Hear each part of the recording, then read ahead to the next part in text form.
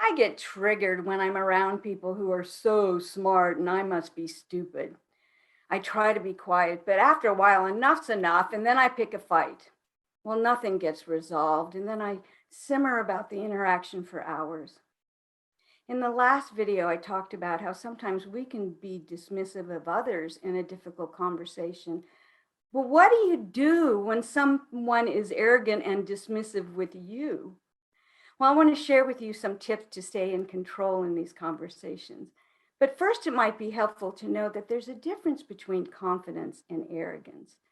Confident people don't have to measure themselves against others. They know their abilities and their value.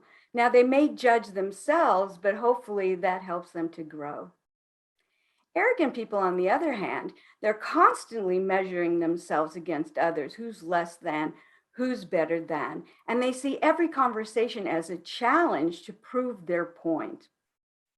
So, how do you stay calm in these conversations? How do you model confidence? Well, there's 4 things you might try.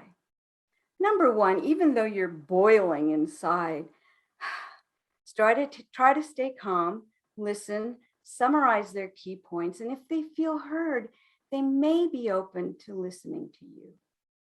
And then if you have the opportunity to share your opinions and ideas, don't get attached to them being accepted by the other person. But if you can, cite the source of your knowledge or the experience you had that shaped your perspective. But then number 4, give up being right.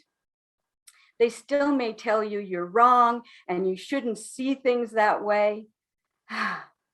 So if that happens, just say, I see we disagree. Then maybe you can change the subject or just move on.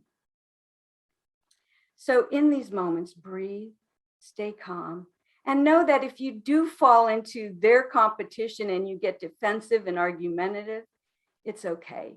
You'll have another chance to practice soon, I guarantee it. You can find more tips on having conversations on my website, covisioning.com, and in my book, The Discomfort Zone. See you next time.